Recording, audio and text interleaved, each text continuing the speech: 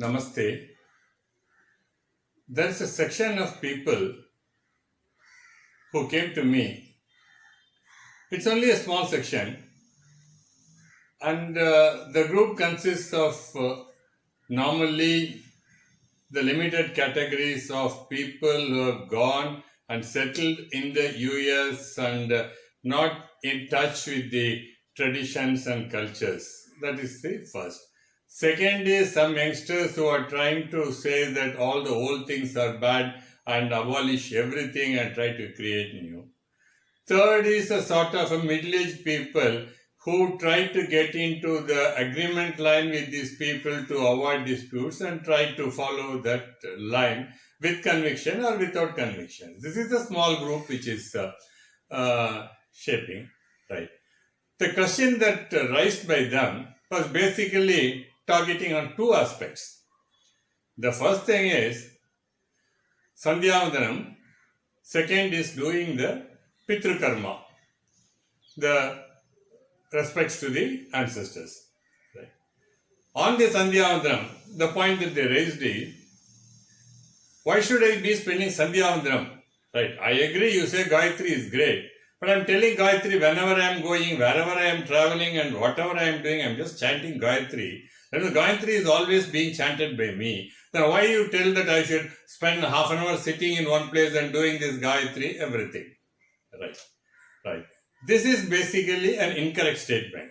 First of all, if you are doing Gayatri every time, whenever you are going, whatever you are doing, for example, when I am driving to the office, he says that it's half an hour, I tell Gayatri at that time. Your mind is not on Gayatri. If you are driving, you are looking at the signal, you are looking at the policeman, you are looking at the cars behind, you are looking at the cars coming next to you. So mind is on that, and instantly there is also a Gayatri which is happening. Right? Or if you are sitting on the back side, the driver going, still you are not clear of that. You still look at those things advertently or inadvertently. So your mind is not fully on that. So the place to sit Gayatri and do it is one place and a particular time. Right. Second point is, right, for everything there is a paraphernalia and a procedure. For example, you are starting an industry, let's say.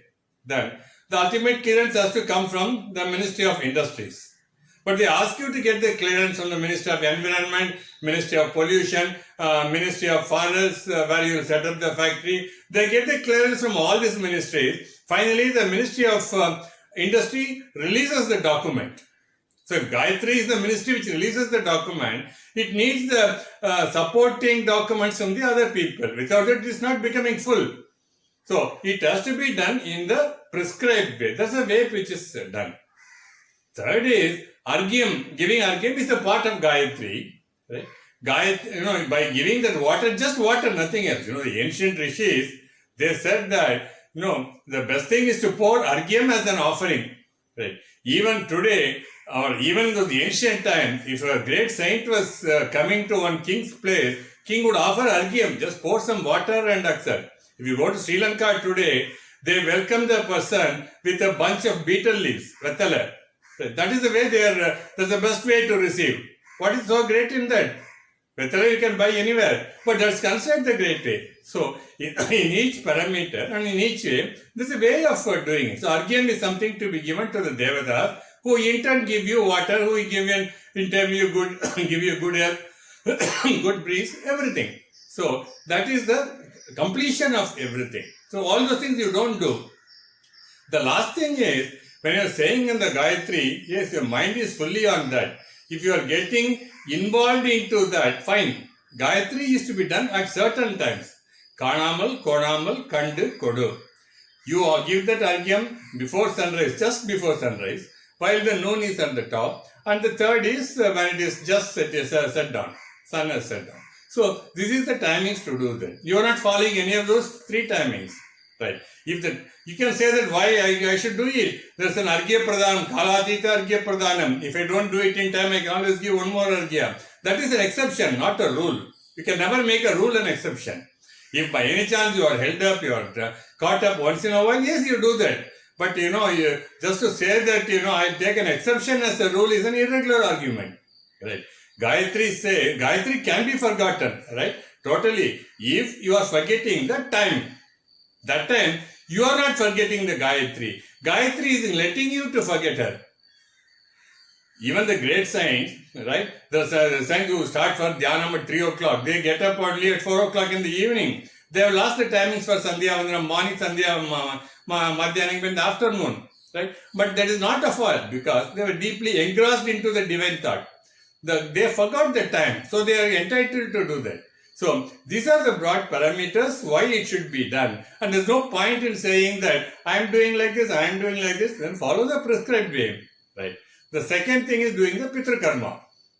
Why should I do it? I respect my father all the time. On his that death day, I do 100 people Annadaram in the temple. Do it. Right? Throughout the year you do it, nothing wrong. But then why are you choosing that day? That means inside your heart, inside your mind, there's a feeling that I should do something for my father. So that prompts you to do it. Even if you are doing 365 days a year, on one day you say that this is my father's birthday, I'll add one extra sweet. That means that you are trying to remember that day and do it that day. If you are forgetting it, fine, that's not happening. You are remembering it, but don't want to do it that way. Right? For doing this homam and this Pitru Karyam, it takes 2 hours, let's say. You are also spending the 2 hours going to the temple, standing there, then giving the prasad, taking photographs, putting it on the YouTube or Facebook. So all these things are taking the same time. So nothing is saved. So it is simply a tendency to say that why should I do it? Now, these two arguments, how do they come out? From where they come out? Right? The first point where they come out is, right, I want to be different from others. If everybody is doing it, I don't want to follow the traditional path. Let me be different. Right? That is one way. Right? The second is, right, what is the benefit? I don't know the benefit. If I know the benefit, I'll do it. Right?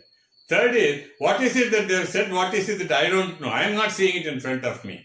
So, the three words ending with A-N-C-E, they cause the whole mess up. Right? The first thing is ignorance, ends with A-N-C-E. Arrogance, ends with A-N-C-E. Then what is the third one? Ignorance, arrogance, and lack of knowledge. Right. Ignorance. Ignorance, we have already said. Ignorance and arrogance, and to be different, these are the things which causes that. So, they are ignorant of everything. They are arrogant to the extent that we want to follow it something different. And what is it that they have said which we do not know? So, this is the psychological parameters which is coming out. And not at all have continued to be like that. After some time, people have always changed their approach and they've done it. So, the question of why should I do it this way? Yes, that's the prescribed way you do it. And by not doing it, you are doing one more mistake. All these generations, centuries, it has been coming from father to son, son to father, like that. It keeps on coming, right?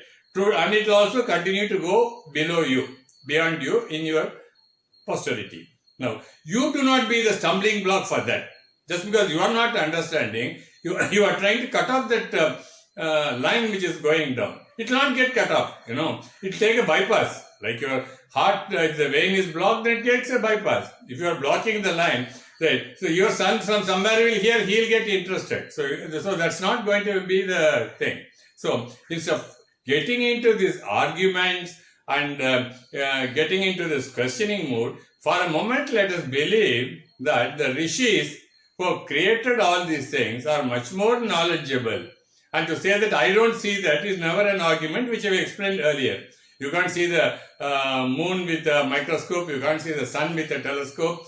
Both have the same glass and tube. So, you try to get into that mode. If you are not able to get into that mode, till you get into the mode, that follow it. And following principles is not Moodanambikai or Paityagaratanam. It is always a value which is to be cherished. And I thought I'll take this opportunity to clarify to those people who raise this point. It is good to raise these points. Our Hinduism always supports raising the questions and answering them. The so-called Nastikavadam is nothing new. It was there in Rama's time. People have questioned these things and the answers are given. So nothing wrong in raising the question. I hope I answered at least part of their queries. With that, we